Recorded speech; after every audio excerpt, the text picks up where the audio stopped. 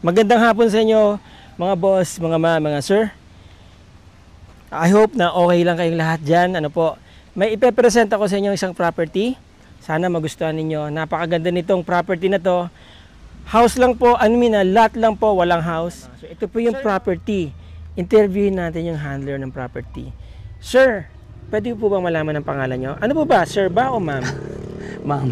Ma'am, okay ma'am. Yeah. Okay. Ano pong name nila? Mark po. Kayo po yung handler ng property, Yes, di ba? po. Okay. Ano nga po, ano po ba ito titled? Titled property Titled po, guys. property. Gaano po siya kalaki? Almost nasa 9,000.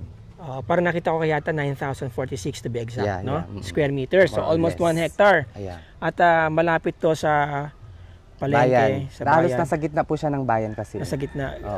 Gaano kalayo ang National Highway? Dito po kasi shortcut dito. Okay. Papuntang shortcut. Mga 2 minutes lang yan. 1 minute. Doon ka na sa Tapos labas. Then dito? dito papunta po ng palengke ng San Narciso. Gaano kalayo yan? 2 minutes lang po yan. 2 minutes. Paano Cemented road na po doon. paggagapang ako papunta doon? 5 minutes. 5 minutes gapang. 5 minutes. Okay. Then yung likod po ng property, may school po dyan, elementary. Elementary school. Yeah. Tapos meron pa yatang right of way na nakadikit Yeah. dun sa Ayan, nandito po portion siya. doon. Ito, right of way ano. May right of Yan, way may siya. barangay way, may barangay road po diyan.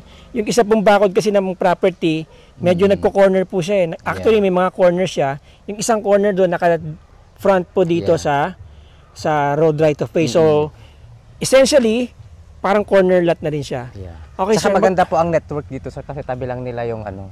Okay, ma'am, sir. Yes. Diba? Ikaw talaga pwede kong tawagin, ma'am, sir. Okay. Ma'am, sir, magkano binibenta yung property? 6.5 sir. 6.5 Negotiable po negotiable. siya. Okay, Opo. depende na yan sa processing mamaya tsaka ibang disclosures Yeah. kapag nag-schedule sila ng ocular visit. Okay, sir, punta tayo sa loob ng property. Pwede po ba? Yes sir. Okay. Bali yung property po guys, 13 meters po yung lapad niya. And then yung property po kasi Pahaba. pahaba siya na malaki, maluwang po sa likod.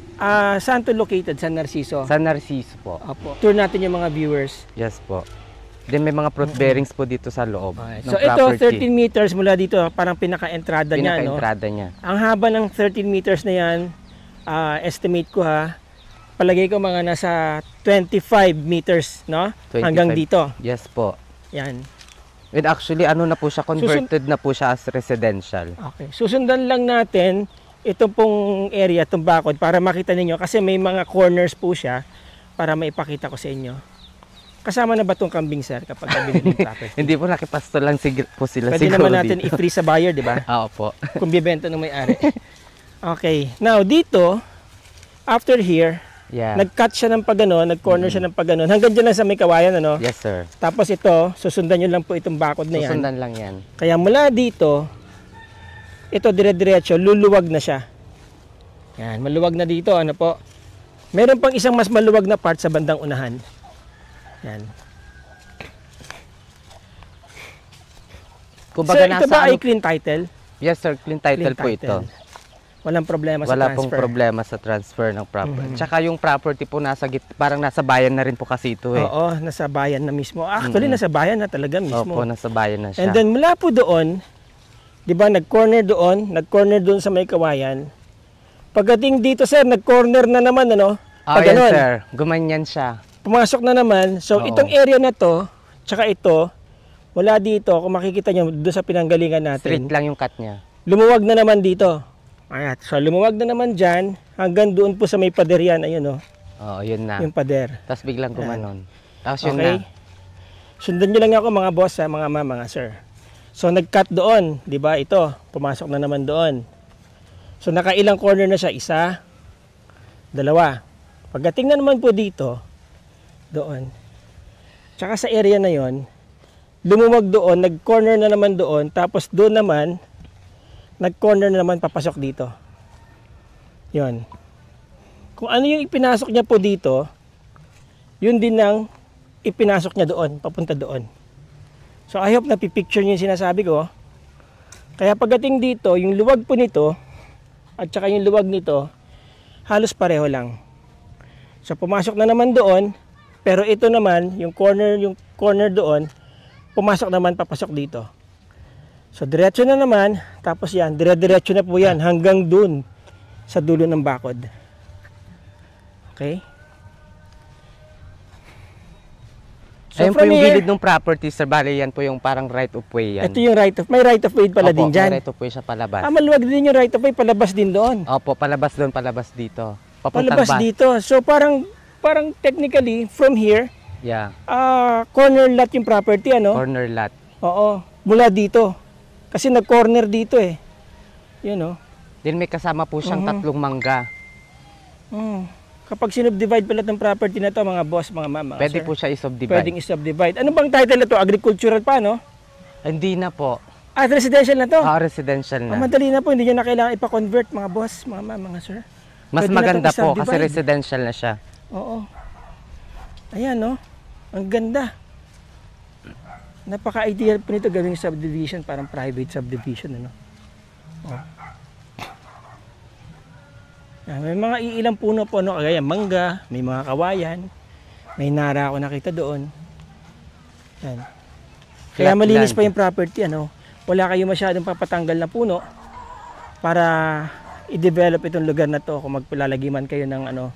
Or pwede nyo rin gawing isang parang farm dito sa area na to. May farm kayo sa gitna ng bayan ng San Narciso. Yan. Yun yung school lang elementary, dito lang po yan. Saan is ko na elementary? Dito lang po. Okay. Sa Sa likod, may kalsada pa yan? Opo, may kalsada na. May kalsada, hindi yung likod na yan, kalsada yan o hindi?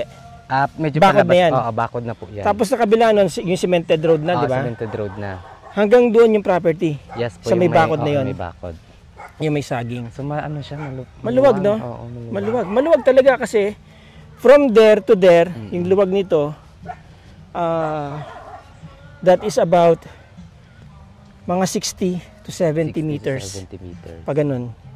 Yan. Dire-diretso na yan. Itong area na nag-corner, nasa ano to, half hectare. More than half hectare po ito. I think this is around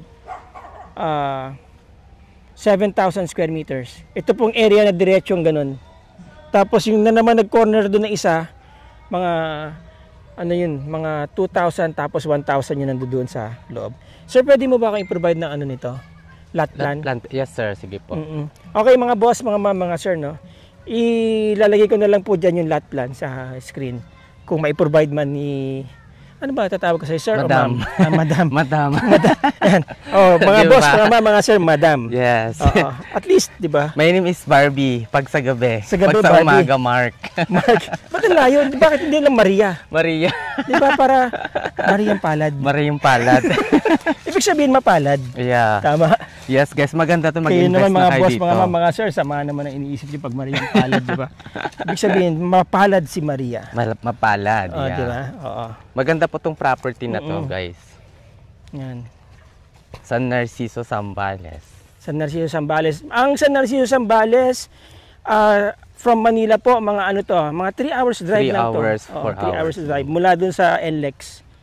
Opo.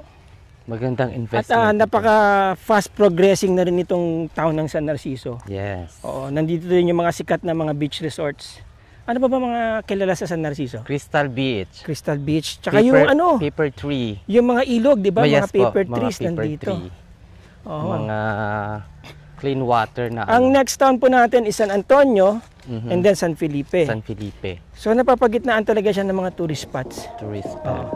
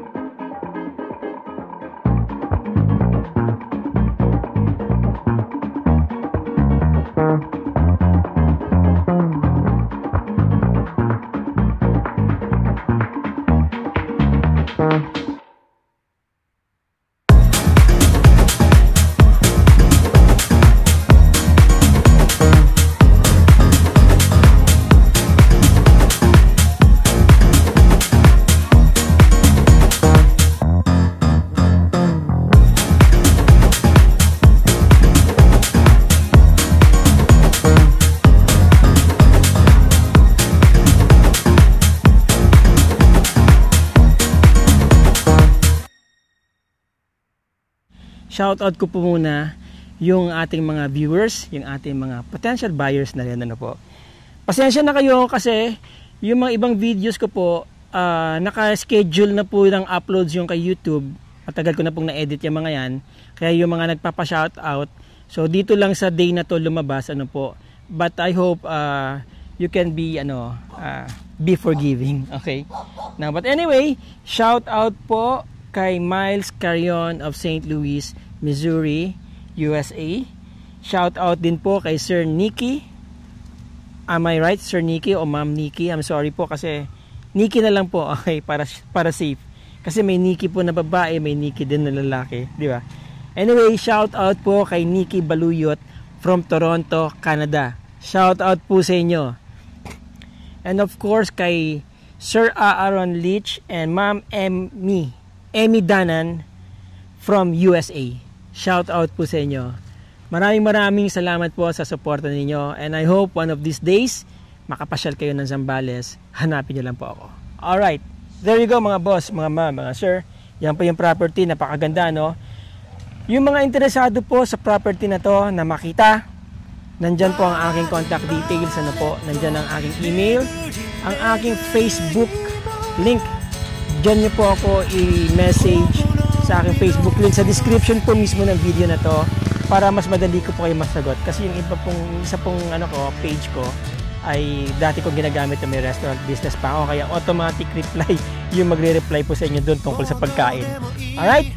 Again mga boss, mga ma'am, mga sir, maraming salamat po sa inyong panonood. Maraming salamat sa inyong oras. Till the next video. Ciao.